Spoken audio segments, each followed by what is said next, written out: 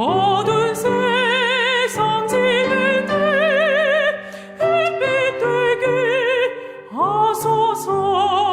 할렐루야. 저는 많이 기다렸습니다. 빨리 신약 성경을 통독하고 싶어서 많이 기다렸습니다. 여러분은 어떠십니까? 작년 제가 사실은 목표하고 계획을 세웠을 때 작년에 이제 12월 말까지 한번 어떻게 달려보자 했는데 더 급한 것들이 생기더라고요. 그래서 여러분들한테 더 많은 것들을 또 이렇게 소개해주고 싶고, 또 우리 교회가 2014년도에 번성한 교회를 향하여 나아가기 때문에 또 사역에 대한 배치와 또 여러분의 은사들을 발견하다 보니까 시간이 좀 지체됐습니다. 이제 오늘부터 본격적으로 신약 성경 27과부터 들어가서 약 한 13주 정도 저희들이 신약 성경에 대해서 통독을 하려고 합니다. 그러니까 여러분들 요 예배 시간에 빠지지 마시고 또 신약 성경 처음부터 우리 요한계시록까지 체계적으로 여러분들이 말씀에 의해서 이렇게 잘 봉독하시고 읽으시고 저희들이 순서적으로 잘해 나갔으면 좋겠습니다. 오늘 마태복음 1장 18절에서 25절의 말씀을 봉독했고요. 27과에 저희들이 대표적인 주제를 바로 예수님의 탄생이다라는 주제를 가지고 나갑니다. 마태복음은 마태복음 1장 1절에 이렇게 되어 있습니다. 한번 봉독해 볼까요? 시작. 아브라함과 예수 그리스도의 계보라 되어 있습니다. 바로 이 말씀이 마태복음의 핵심이고 성경 전체를 압축한 키워드입니다. 아브라함 때부터 시작된 하나님의 구원의 역사가 다윗이라는 이 천년의 징검다리를 건너서 예수 그리스도에게 완성된 그런 모습이죠. 그래서 예수님의 사역이 그분의 죽음과 부활로 말미암아서 온 인류를 구원하실 하나님의 능력의 근원이 되는 것입니다. 그래서 예수님의 12제자 중에 하나로서 3년 동안 예수님의 행적을 직접 보고 배우고 느꼈던 이 마태가 그분이 참 하나님의 아들이심을 우리에게 선포해 주는 내용이 바로 마태복음에 대한 내용입니다. 그래서 마태복음의 이 내용 가운데는 특별히 예수님의 탄생을 기록한 그런 복음서가 마태복음과 누가복음만 기록이 되어져 있습니다. 예를 들면 동방박사와 양치던 목자들이 축하와 경배를 받으러 왔던 그런 모습, 예수님의 어린 시절의 모습이 바로 이 성경 말씀 마태복음과 누가복음에만 기록이 되어 있다라는 것을 우리가 알 수가 있습니다.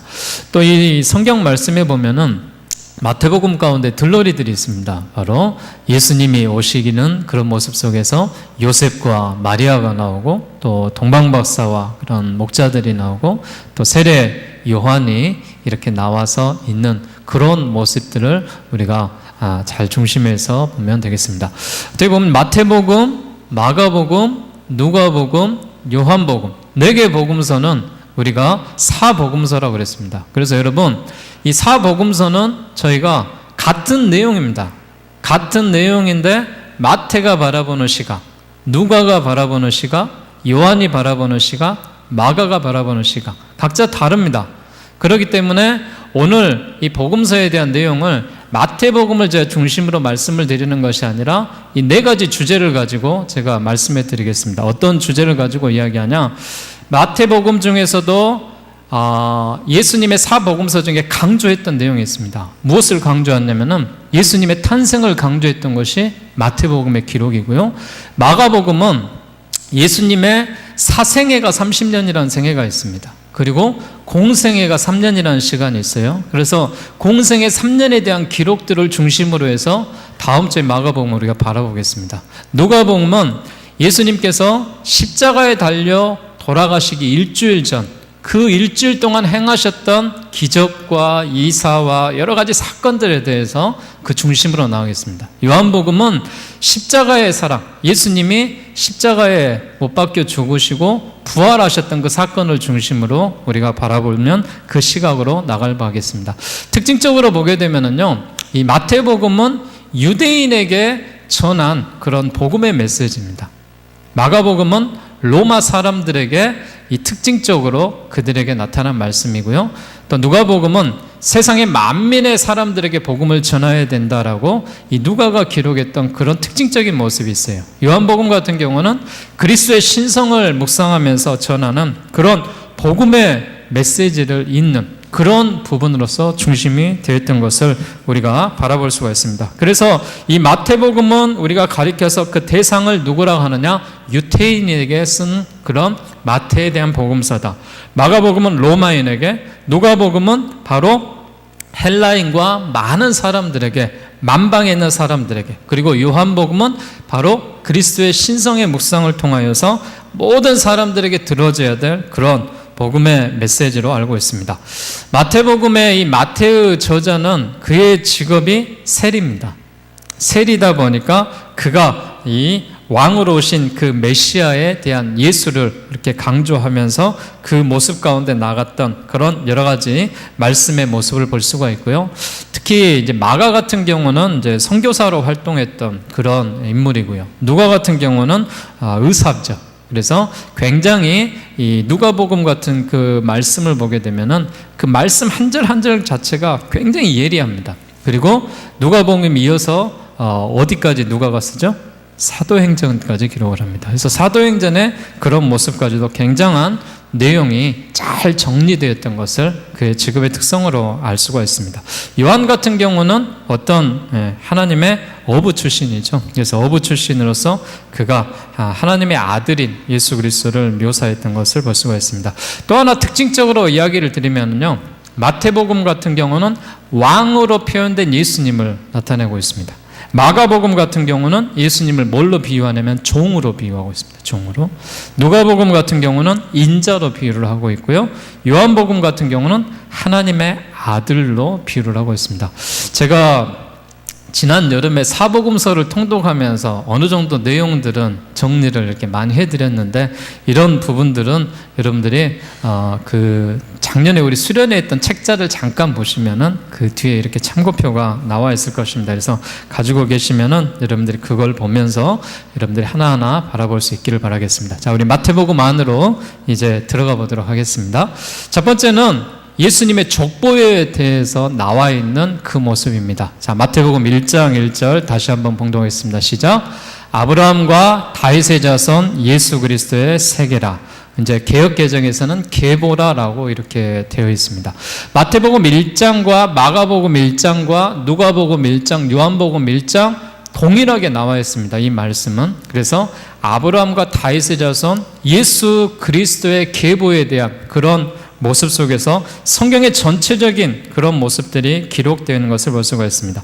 아브라함과 다윗의 자손 예수 그리스도의 세계라라고 말하면서 이 아브라함에서 예수님보다 2000년 전 사람이었고 다윗은 1000년 전의 사람입니다. 그래서 이 한 문장 속에 구약의 2000년의 역사가 정리되어 있는 것이고요. 이 마태복음 1장 1절을 통하여서 성경 전체적인 숲에 예수 그리스도 한 분에게 집중되어 있다는 사실을 웅변하고 있는 것을 우리가 바라볼 수가 있습니다. 예를 들면 마태복음 1장 같은 경우는 아브라함이 다윗으로, 다윗이 솔로몬으로, 솔로몬이 예수님의 어머님 마리아를 통해서 나타났다, 이런 계보가 나와 있고요.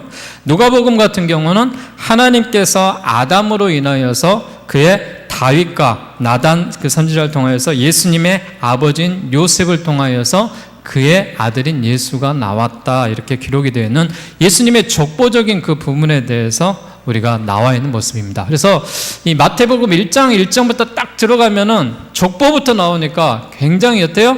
힘들어요. 짜증나요. 왜요?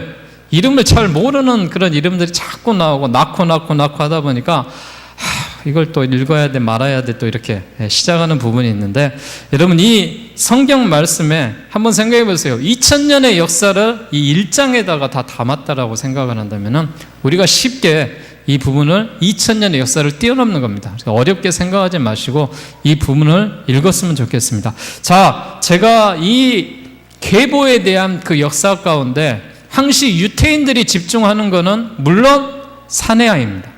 물론 장성한 사람, 남자만 숫자를 씁니다. 그런데 유태인의 특징이 뭐냐? 어머니입니다. 어머니가 유태인이면 유태인으로 인정을 하는 거예요. 근데 어머니가 이방인이면은 아버지가 유태인이어도 인정을 하지 않습니다. 그만큼 어머니가 중요한 것입니다.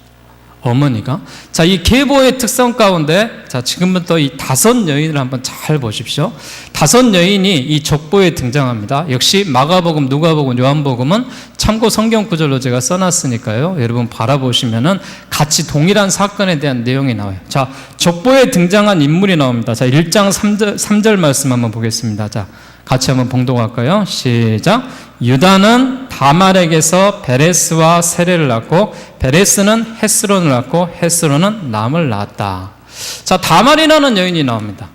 다말이라는 여인. 여러분, 다말이라는 여인 기억하십니까? 누구예요? 유다의 며느리입니다. 바로 우리가 족장의 그 시대에 들어가서 야곱의 넷째 아들인가요? 그래서 유다의 그 며느리입니다. 그래서 그 유다의 누구의 장자의 엘이라는 아들이 있습니다. 그 엘이라는 아들의 이 며느리가 바로 다말입니다. 그런데 엘이 악함으로 인하여서 하나님께서 죽여버립니다. 그리고 나자 둘째 아들, 당시 유태인의 그런 법 가운데는 뭐냐? 형이 죽으면 동생이 계보를 이어야 됩니다. 그래서 둘째 아들 누가 들어가죠? 오난이 들어갑니다. 오난이 들어가는데 이 둘째 아들이 오난이 악함으로 인하여서 그 형수인 다말과 잠자리를 하면서 땅에 설정을 해버립니다. 이 말은 무엇이냐면은 아이를 갖지 못하게 하기 위해서 그가 관계를 갖고 땅에 설정함으로 인하여서 씨를 주질 않습니다. 이 모습이 하나님의 악하게 봄으로 인하여서 둘째 아들 이 오난도 죽여버립니다. 그러자 유다가 고민에 빠졌어요. 어떤 고민에 빠졌냐면은 바로 자기 아들 셀라가 하나 더 있거든요. 이 셀라라는 그 아들이 아직 크지를 않았어요. 아직 크지를 않아서 어린 아들이기 때문에 이 다말을 어디로 보내냐면은 자신의 친정으로 보냅니다. 그래서 마지막 이 셋째 아들 셀라를 지키기 위해서 이런 유다가 행동을 했던 것을 볼 수가 있습니다. 자, 그런데 이 다말이요, 그 처가에서 있다 보니까 어떤 생각을 하냐? 내가 계보를 잇지 못할 것 같아요. 아들을 낳지 못할 것 같아. 그런데 마침 어떤 소식을 들냐면은 그의 시아버지인 유다가 왔다는 소식을 듣습니다. 유다가 왔다는 소식을 다말이 듣자 어떤 일을 행하냐? 바로 이 창녀로 위장을 해버립니다. 창녀로 위장을 해서 누구에게 또 들어가냐면 시아버지 유다에게 들어갑니다. 그래서 시아버지인 유다와 다말이 어때요? 관계를 맺습니다. 그런 모습 속에서 창녀인 다말이 그 남자인 유다에게서 요구한 게 있습니다. 무엇을 요구했습니까? 네, 바로 도장을 요구했고요. 유다의 끈을 요구했고요. 그 다음에 유다의 지팡이를 요구했습니다. 이것을 요구함으로 인하여서 다말이 임신했다는 소식이 들립니다. 그러자 시아버지가 화가 났겠어요? 안 났겠어요? 화가 엄청 났겠죠. 왜냐하면 자기 아들들의 계보가 아니라 다른 사람의 아이를 가졌다는 것이죠. 그래서 그 며느리를 죽이려고 하는데 그때 그 여인이 증거를 딱 드러냅니다. 무슨 증거를? 바로 유다의 도장과 유다의 끈과 유다의 지팡이를 냅니다. 그러면서 이 다말을 향하여서 유다가 한 말 했습니다. 뭐라고 하냐? 당신은 현명한 여자다. 이런 이야기를 합니다. 자, 그 일로 인하여서 쌍태아가 태어납니다. 그 쌍태아가 누구냐? 3절 말씀 다시 한번 보십시오. 자, 시작. 다말에게서 베레스와 세라를 낳고, 이 베레스와 세라가 쌍둥이에요. 이 아들이 태어났다는 그 여인에 대한 족보를 한번 봤습니다. 자, 다말이 무슨 출신이라고요? 자, 보세요. 유다의 며느리예요. 근데 창기의 행세를 한 거예요. 자, 라합을 보세요. 라합은 여러분 어떠세요? 우리가 기생 라합이다, 여러분 그렇게 이야기하잖아요. 기생 라합이 바로 보아스의 어머니였고 다윗의 이 고조모였습니다. 그래서 여리고에서 이스라엘의 두 정탐꾼을 숨겨줌으로 말미암아 이 여자가 구원을 받죠. 그래서 다말은 창녀의 흉내를 내서 시아버지와 함께 그 자녀를 낳았고요. 라합은 바로 기생 출신입니다. 자, 그럼 룻은 어떤 여인입니까? 룻은 바로 이방 여인이에요. 혈통에 있는 여자가 아닙니다. 룻은 어떤 여인이었냐? 바로 나오미의 며느리예요. 나오미 그 가족이 어때요? 이방으로 그들이 떠나갔을 때 그들의 남편이 다 죽잖아요. 돌려보냈을 때 바로 룻이라는 이 며느리가 시어머니를 따라서 다시 베들레헴으로 들어오잖아요. 그래서 베들레헴에서 누구와 만나서 결혼을 하죠? 보아스와 만나서 재혼을 합니다. 그러면은 이 룻이라는 그 여인은 자 어디에 나옵니까? 5절 말씀 볼까요? 자 시작. 실몬은 라합에게서 보아스를 낳고 보아스는 룻에게서 오벳을 낳았다. 자 이제 보아스와 룻이 결혼 재혼을 하는 거예요. 그러면서 누구를 낳았다고요? 바로 오벳을 낳았고 오벳은 누구예요? 누구를 낳았다? 이셋을 낳았다. 그리고 이셋을 누구 낳았다? 다윗 왕을 낳았다. 그러고 보니까 어때요? 다윗의 할머니예요. 그런 모습을 여러분 한번 보십시오. 룻이 어떤 여인의 출신이라고요? 이방 여인이에요. 자, 그런데 여러분 주목할 부분이 있습니다. 6절 말씀입니다. 자, 시작. 이새는 다윗 왕을 낳으니라. 다윗은 우리아의 아내에게서 솔로몬을 낳았다 그랬습니다. 여러분 한번 보세요. 다른 사람들은 이름이 있어요. 이름이 뭐라고? 다말은 누구를 낳고 라합은 누구를 낳고 롯은 누구를 낳고 룻은 누구를 낳고. 그런데 이 성경 말씀에 마태복음에 우리아의 아내에게서 솔로몬을 낳았다. 밧세바라는 그 여인의 이름이 빠져 있습니다. 왜 그럴까요? 왜 그럴 것 같아요? 분명히 이유가 있습니다. 분명한 이유가 있기 때문에 이름을 빼놓은 거예요. 그리고 한 여인이 한 번 더 나옵니다. 마지막 여인은 뭐예요? 마리아가 등장을 하는데, 자 밧세바라는 그 여인의 이름을 왜 빼버렸냐? 이 부분이 우리가 중요하게 생각하는 거예요. 다윗이 역사상 위대한 왕입니다. 다윗의 혈통으로 인하여서 예수 그리스도의 혈통으로 나타났다 그래요. 자, 이 혈통을 해서 훌륭한 사람이었는데 분명 그 다윗이 다윗 왕으로 인하여서 영광을 받는 것이 아니라 죄로 인하여서 그에게 부끄러운 기억을 기록하고 있는 거예요. 어떤 기억입니까? 그의 다윗이 생애 최대 부끄러운 기억은 뭐냐? 자신의 그 장수인 우리아 그사의 아내를 취하여서 강간을 해버리죠. 이런 강간의 사건이 나와요. 그걸로 인하여서 어떻게 해요? 그 우리아는 전쟁터에서 죽게 만들어 버리는 거예요. 자, 마태가 이 점을 꼬집으면서 이야기하고 있는 것은 지금 무엇이냐? 모든 위대한 왕 다윗이어도 죄인이 불과하다라는 거예요. 죄인의 혈통에 불과하다라는 것을 지금 이야기하고 있는 것입니다. 그래서 우리와 똑같이 예수님의 십자가의 보혈의 피로 죄 용서를 받아야 죄인에 불과한 것이 다윗이었다라는 걸 기록하면서 모든 사람들이 그분의 이름 앞에 꿇어서 경배하고, 이것이 지금 마태가 하고 싶은 이야기입니다. 그리고 마지막 1장 16절입니다. 함께 봉독할까요? 시작. 야곱은 마리아의 남편 요셉을 낳았으니 마리아에게서 그리스도라 칭하는 예수가 나시니라. 자, 마리아의 몸에서 예수가 잉태냈던 거예요. 마리아는 누구의 후손이냐면은 다윗의 후손으로 우리가 기록이 되어 있습니다. 자, 이 계보 속에서 여인이 5명이 등장을 하는 거예요. 이 5명의 여인의 특징을 여러분 잘 보시면은 예수님이 어떤 계보로 태어났다는 걸 볼 수가 있어요. 다말이 어떤 여인이라고요? 시아버지와 동침을 해가지고 쌍태아를 낳아서 계보를 잇는 여인이에요. 기생 라합이에요. 그리고 재혼을 해서 보아스와 결혼을 해가지고 다윗의 아버지를 낳고 또 그런 생활을. 밧세바 비록 어때요? 다윗에 의해서 강간에 당한 그런 여인이지만은 솔로몬이라는 그 왕을 낳습니다. 그래서 솔로몬의 어머니인 밧세바를 통해서, 또 마리아를 통해서 우리가 보면 처녀의 몸으로 예수님이 잉태되었다는 이 계보에 대한 사건들을 조금 집중적으로 바라볼 필요가 있습니다. 이것이 바로 예수님의 계보예요. 화려합니까? 예수님의 계보가 부럽습니까? 그렇지 않아요. 부럽지 않아요. 참 추한 그런 계보예요. 그렇지만 바로 이런 하나님께서 낮고 천한 모습 가운데 당신의 예수 그리스도를 탄생하게 했다라는 것을 우리가 바라볼 수가 있습니다. 자, 오늘 우리가 읽은 본문의 말씀은 바로 요셉과 마리아가 등장을 합니다. 하나님께서 마리아라는 여인을 통해서 예수 그리스도께서 이 땅에 오시는 길을 엽니다. 그리고 믿음의 여인 마리아가 천사가 찾아와서 그렇게 이야기합니다. 내가 잉태하여 아들을 낳으리니 그 이름을 뭐라 하라? 예수라 하라. 우리 한번 성경 말씀 가볼까요? 누가복음 1장 31절입니다. 누가복음 1장 31절 말씀입니다. 시작.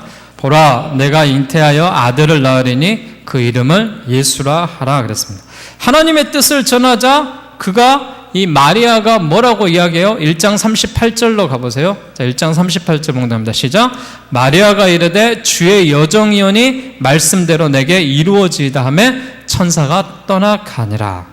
자, 이 모습 속에 보면은 바로 천사가 찾아와서 마리아에게 내가 잉태를 하될 것이니 성령으로 잉태를 할 것이니 그 이름을 예수라 하라. 그러면서 마리아가 뭐라고 받냐면은 주의 여종이니 말씀만 하옵소서. 여러분 얼마나 당시에 위험한 상황이에요. 마리아의 약혼자였던 요셉이 영문도 모른 채 마리아가 임신했다라는 겁니다.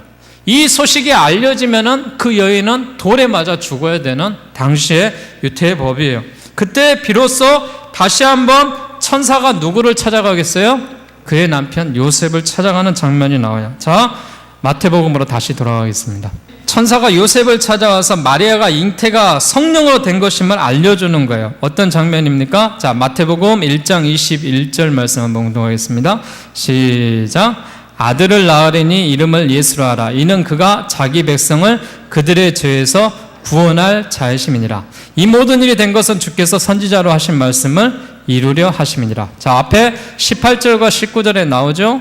예수 그리스도의 나심은 이러하니라. 그의 어머니 마리아가 요셉과 약혼하고 동거하기 전에 성령으로 잉태된 것이 나타났더니 그의 남편 요셉은 의로운 사람이라. 그를 드러내지 아니하고 가만히 끊고자 하여 이 일을 생각할 때에 현몽할 때에 다윗의 자손 요셉아 내 아내 마리아 데려기를 모소하지 말라. 천사가 요셉에게 다시 한번 찾아가는 장면이 나와요. 그러므로 인하여서 바로 이 구원자 예수가 동정녀 마리아의 몸에서 태어나는 사건이 오늘 본문에 나와 있는 그 말씀으로서 여러분 볼 수가 있습니다. 자, 드디어 예수님이 탄생을 하셨습니다.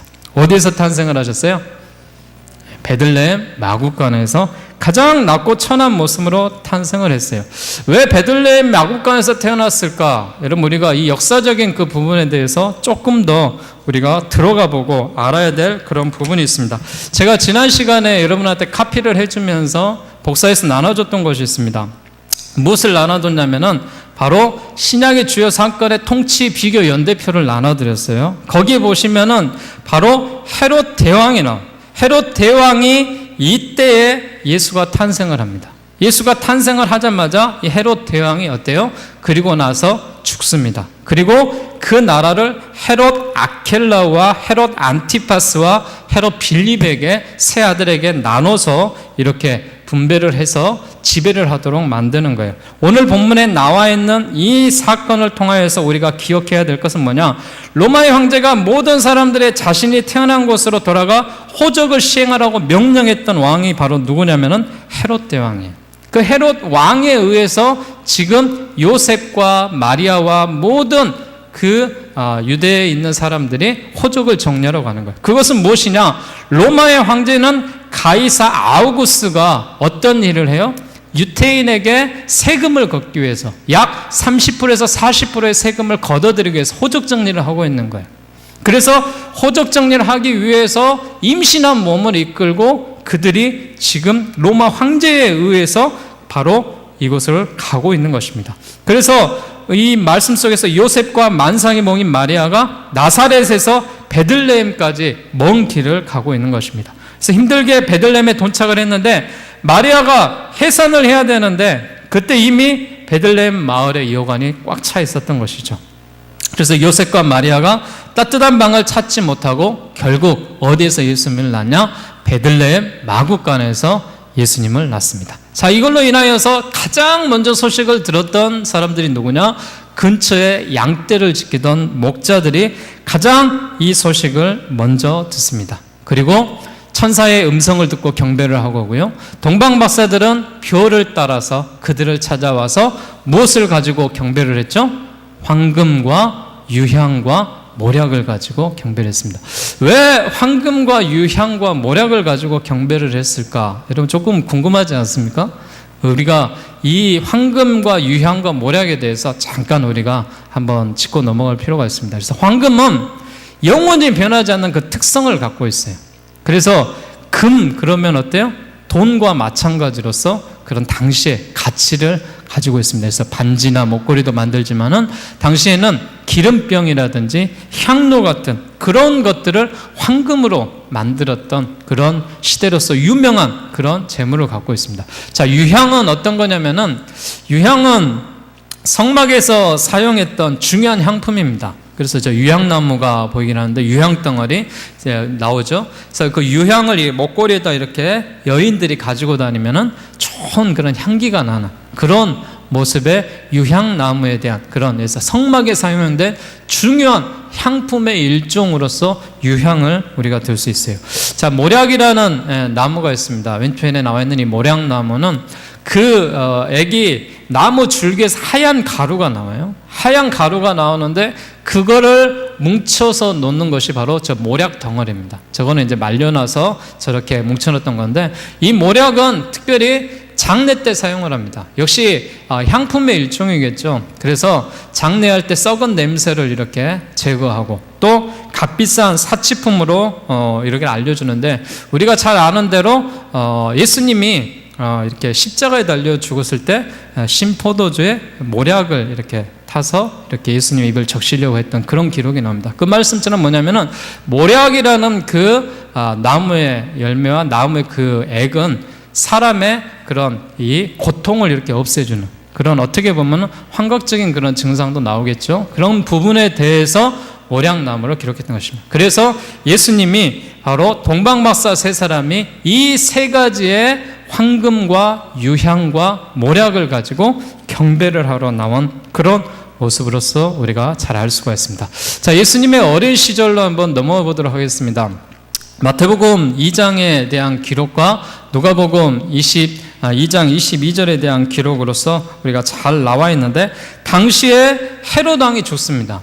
헤롯 왕이 어린 시절에 죽자 바로 예수님이 헤롯을 피해서 애굽으로 도망갔다가 이제 헤롯 왕이 죽었다라는 그 소식을 듣고 어디입니까? 유대 지방으로 그가 다시 돌아옵니다. 근데 그 유대 지방으로 돌아오는 그 중간에 누가 왕이 올랐다는 소식을 듣냐면은 헤롯의 아들인 헤롯 아켈라오가 왕이 올랐다는 그 소식을 듣습니다. 자, 한번 마태복음 2장에 한번 가보도록 하겠습니다. 자, 2장 19절부터 25절까지 한번 봉독하겠습니다. 시작. 헤롯이 죽은 후에 주의 사자가 애굽에서 요셉에게 현몽하여 이르되, 일어나 아기와 그의 어머니를 데리고 이스라엘 땅으로 가라. 아기의 목숨을 찾던 자들이 죽었느니라 하시니, 요셉이 일어나 아기와 그의 어머니를 데리고 이스라엘 땅으로 들어가니라. 그러나 아켈라오가 그의 아버지 헤롯을 이어 유대 임금됨을 듣고 거기로 가기를 무서워하더니 꿈의 지시함을 받아 갈릴리 지방으로 떠나가 나사렛이란 동네에 가서 서니, 이는 선지자로 하신 말씀에 나사렛 사람이라 칭하니라 하심을 이루려 하심이니라. 누가 왕이 돼요? 헤롯 아켈라오가 왕이 올라요. 그래서 애굽으로 들어올 때 유대 지역이 아닌 갈릴리 지방의 나사렛 동네에서 그가 유대로 들어가지 않고 거기에서 삽니다. 그래서 누가복음 2장 52절은 예수님의 어린 시절의 기록이 단 한 구절 딱 기록되어 있습니다. 어떻게 나옵니까? 예수는 지혜와 키가 자라가며 하나님과 사람에게 더욱 사랑스러워 가시더라라는 기록으로서 우리가 알 수가 있습니다. 예수님의 유년기 시절이 이런 모습으로서 나아갔던 것이죠. 자, 마태복음에서 이제 또 한 명의 우리가 인물을 볼 수가 있습니다. 제가 앞에서 어떤 말씀을 들었냐면은 이런 말씀을 드렸었어요. 들러리들의 기쁨이다라는 이 포인트를 제가 한번 발견해야 된다라고 이야기했는데, 자, 들러리들의 기쁨 가운데 나와 있던 유명한 그 예수님의 길을 예비한 누가 나옵니까? 예비자 세례 요한이 나옵니다. 마태복음 3장에 기록되어 있고요. 마가복음 1장 2절 11절, 누가복음, 요한복음 많은 성경 구절이 있습니다. 기록해서 누가복음 1장 57절이라든지 3장이라든지 7장이라든지 요한의 기록들은 참 많이 나와 있습니다. 그래서 우리가 세례 요한에 대해서도 들러리로서 예수님 전에 6개월 전에 공생애 전에 활동했던 이 세례 요한에 대해서도 조금 알 필요가 있습니다. 예수님의 나이가 30이 되셨을 때 유대 땅에 세례 요한이라는 사람이 등장을 합니다. 그래서 온통 떠들썩합니다. 왜요? 세례 요한의 사역이 다른 사람들과 좀 달랐습니다. 그가 약대 털옷을 입고 살았고요. 사람들은 다른 모습 속에서 석청으로 식사를 하는, 그 꿀로 식사를 했다라는 거죠. 석청이라는 것은. 그리고 거친 광야에서 잠을 잡니다. 그리고 그가 세례를 줄 때 어떤 세례를 합니까? 강물 속에서 물로 이렇게 완전히 적셨다 일어나는 그런 이 침례 세례를 처음으로 지금 이 세례 요한이 하고 있는 것을 볼 수가 있습니다.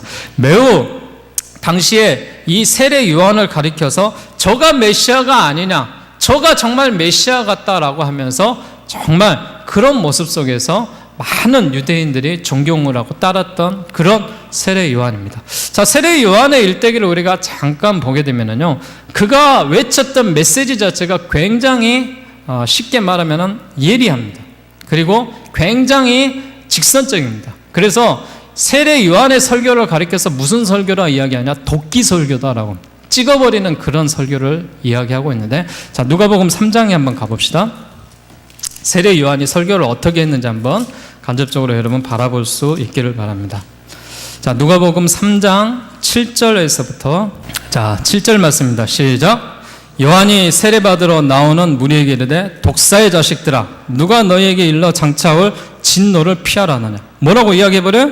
독사의 자식들아. 세례를 받으러 온 사람들에게 독사의 자식들아라고 그런 강한 그런 메시지를 선포해버리고, 정말 예리하고 사람들이 들었을 때 굉장히 뭐라고 할까요? 섬찟할 정도의 그런 말들을 세례 요한이 했던 것을 볼 수가 있습니다. 이렇게 세례 요한이 6개월여 만에 온 이스라엘 사람들의 이목을 집중시켰고, 바로 예수님이 나타나고, 예수님이 그 이후에 제자들이 사람들이 다 들에게로 갈려가고, 또 그때 세례 요한의 제자들이 많이 생겼거든요. 세례 요한의 제자들이 예수님이 6개월 후에 나타났는데 세례 요한에게 집중적으로 따라가는 것이 아니라 누구를 따라가냐면은 바로 예수님을 따라가거든요. 그걸로 인하여서 어떤 생각이 드냐면은 세례 요한의 제자들이 자존심이 상하는 거예요.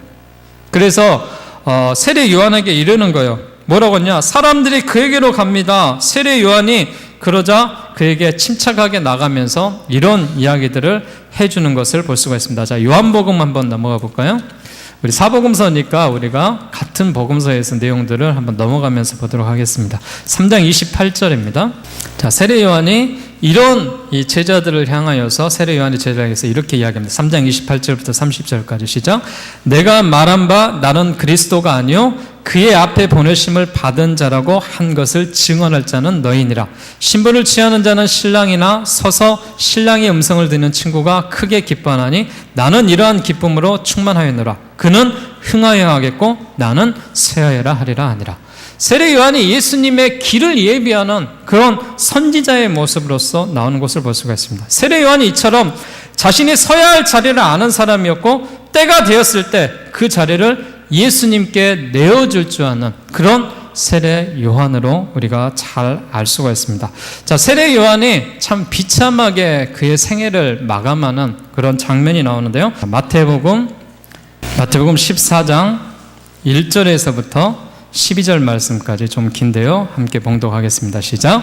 그때 분봉왕 헤롯이 예수의 소문을 듣고 그 신하들에게 이르되 이는 세례 요한이라. 그가 죽은 자 가운데서 살아났으니 그러므로 이런 능력이 그 속에 역사하는도다 하더라. 전에 헤롯이 그 동생 빌립의 아내 헤로디아의 일로 요한을 잡아 결박하여 옥에 가두었더니 이는 요한이 헤롯에게 말하되 당신이 그 여자를 차지한 것이 옳지 않다 하였습니다.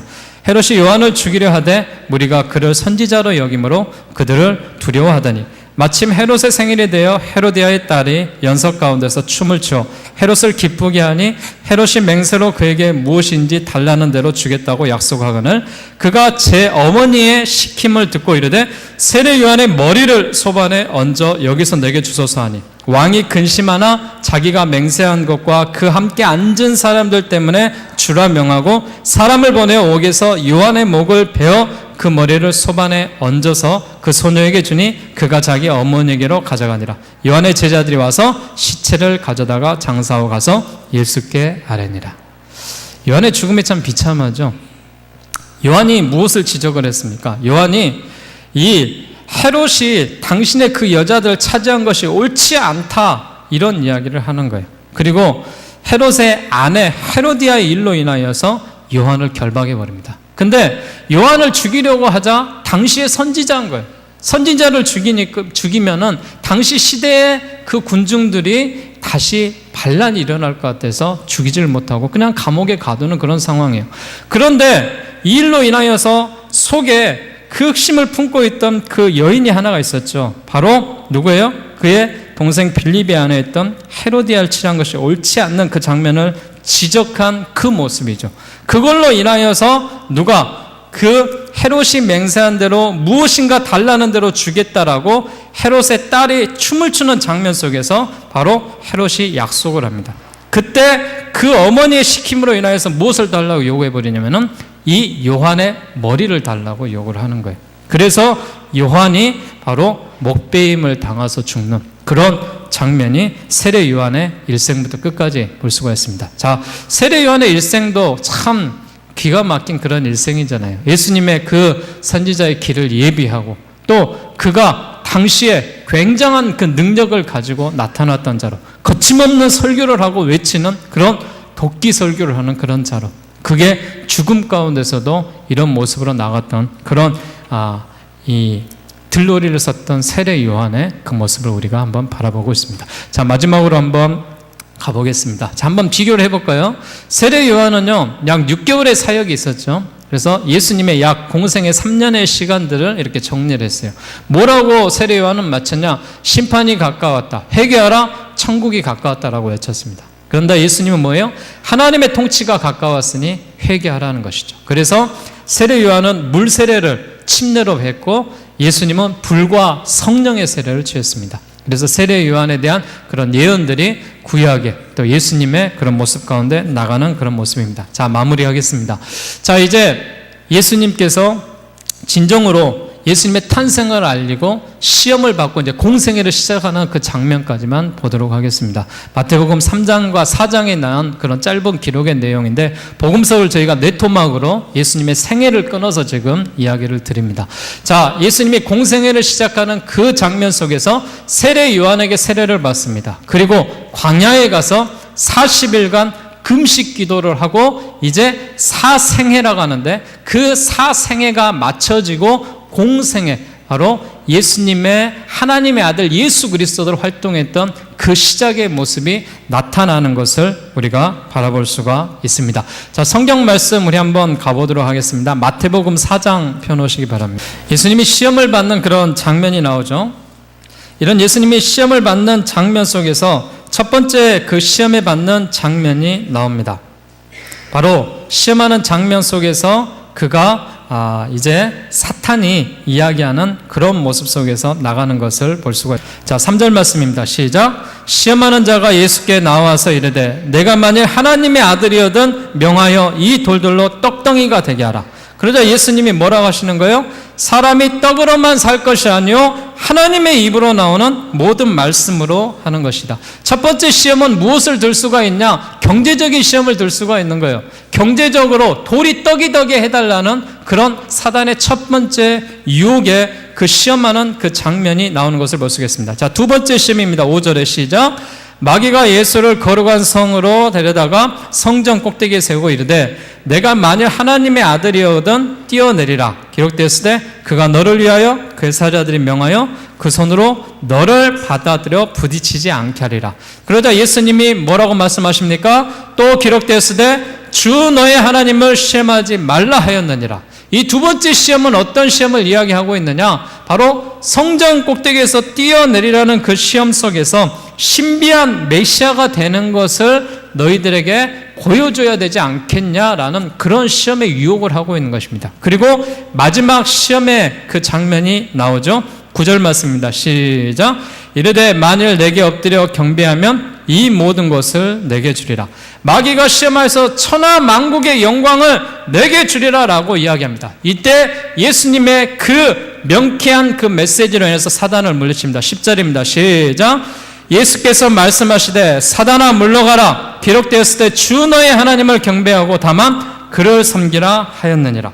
자, 이 모습 속에서 정치적인 그런 메시아에 대한 모습들을 바로 시험하고 있는 그 장면 속에서 이 40일간의 금식 기도가 마쳐지고 사단의 유혹 가운데 이제 이 유혹을 다 넘어서고 나서 예수님의 공생애가 시작되는 것입니다. 자, 마태복음을 한번 정리하겠습니다. 결론적으로 말씀드리면요, 마태복음은 예수님이 왕이시다라는 것을 강조하고 있습니다. 그래서 귀중한 보배압을 왕께 드리고 또 처녀의 동정녀 몸에 나신 예수 그리스도의 죄에서 구원하실 주님, 바로 왕으로 모신 메시아 예수에 대해서 말하고 있습니다. 마태복음에서 가르침은 어떤 가르침을 하고 있냐? 마태복음에서는 마음이 가난한 자는 복이 있다라는 것을 가르칩니다. 자, 이것을 가르치는 이유가 무엇이겠어요? 바로 하나님을 향해서 가난해야 천국을 얻을 수가 있답니다. 그리고 전도할 때 두려워하지 말라라고 말하는데 너희는 참새보다 귀하지 않느냐라고 주님이 말씀을 하신 것입니다. 그리고 마태복음에서는 천국은 가장 귀한 보화다라고 말하면서 모든 것을 투자하여 이것을 너희에게 주겠다라고 주님은 말씀하십니다. 그리고 성도들 사이에서 화목하게 섬겨야 되는 진리를 이야기하는데 주님은 마태복음의 기록 가운데 뭐라고 말씀하시냐? 소자에게 자비를 베푸시는 그런 예수 그리스도에 대해서 나오고 있습니다. 여러분, 우리가 마태복음을 이제 통독하고 이제 이번 주부터는 마가복음을 통독하는데 마가복음이 어떻게 보면은 가장 먼저 기록된 성경입니다. 그렇기 때문에 사복음서를 볼 때 마가복음을 먼저 보는 게 좋습니다. 그러니까 여러분, 마태복음 통독 못 하신 분들은 마가복음을 시작으로 시작하고 지금부터 보십시오. 그래서 여러분, 우리가 복음서에 대한 메시지를 잘 듣고 잘 배워서 우리가 교회를 사랑하고 주님을 교회를 세우기 위해서 죽고 부활하셨다는 사실을 기억하면서 우리가 주님이 허락하신 복음을 잘 듣고 잘 배워서 우리 후손들에게 가르치고 지켜나감으로 말미암아 우리 강남 장로교회 번성한 교회를 이루어갈 수 있기를 주의 이름으로 축원드리겠습니다. 기도하겠습니다.